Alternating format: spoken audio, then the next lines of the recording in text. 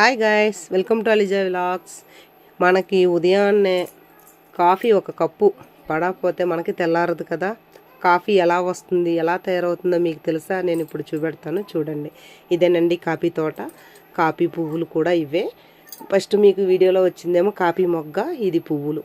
అబ్బా, ఈ పువ్వులు కానీ విచ్చుకొని ఆ పక్కన మనం ఉంటే ఆ శ్వాసనకి మతిమర్చిపోతాం, అంత బాగుంటుందన్నమాట. ఇది చామంతి పువ్వులాగా చాలా చాలా అందంగా ఉంటుంది, కానీ చాలా చాలా బాగుంటుంది. ఇది ఎప్పుడంటే ఇప్పుడు ఇది మార్చి ఏప్రిల్లో పూత రెడీ అవుతుంది అనమాట. ఒక 2 నెలల్లో పూత, మార్చి ఏప్రిల్ తర్వాత మే నుండి మనకి చిన్నగా పింజలు వచ్చేసి ఇది సెప్టెంబర్ అక్టోబర్ నెలలకి ముదురుతుంది. ఇప్పుడు నవంబర్ డిసెంబర్లో మనకు పళ్ళు రెడీ అవుతాయి అన్నమాట.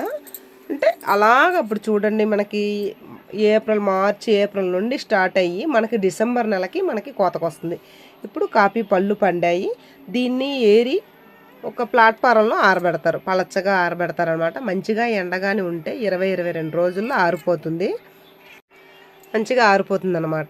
దీన్ని ఆరబెట్టేసిన తర్వాత దీన్ని తీసుకొని వెళ్ళి మిల్లులో ఇస్తారు. అంటే బ్లాక్గా ఆరిపోవాలి బాగా.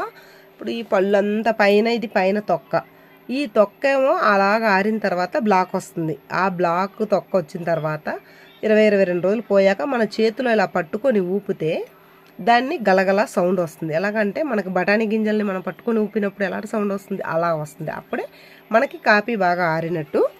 దాన్ని తీసుకొని వెళ్ళి మిల్లులో ఇస్తారు. మిల్లులో ఇచ్చిన తర్వాత ఇప్పుడు చూడండి, ఆ రెడ్ కలర్ ఉందా పైన తొక్క, పండు తొక్క, అది అలాగా బ్లాక్ వస్తుంది. ఆ మిల్లుకి వెళ్ళిన తర్వాత ఆ పైన పొలుసుపోతుంది. అంటే పైన తొక్క పోయిన తర్వాత లోన ఒక పొలుసు ఉంటుంది, అంటే మళ్ళీ రెండో లేయర్ ఉంటుంది.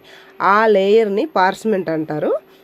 ఆ పార్స్మెంట్ని కూడా మళ్ళీ మిల్లులో వేస్తారనమాట. మిల్లులో వేసిన తర్వాత మనకి అది పప్పుగా రెడీ అవుతుంది. అది పప్పుగా రెడీ అవుతుంది. ఇప్పుడు ఇదిగోండి పప్పు. ఆ పప్పుని తీసుకొని వెళ్ళి మళ్ళీ మిల్లులో ఇచ్చిన తర్వాత అదే మనకి కాఫీ పౌడర్. ఇంతేనండి కాఫీ ప్రాసెస్. చూడండి, ఇలాగా బ్లాక్గా ఆరిపోవాలా. ఆరిన తర్వాత దీన్ని తీసుకుని వెళ్ళి మిల్లులో ఇచ్చిన తర్వాత పప్పు రెడీ అయ్యి మనకి దాన్ని మళ్ళీ వేరే మిల్లుకి తీసుకొని వెళ్ళాలి.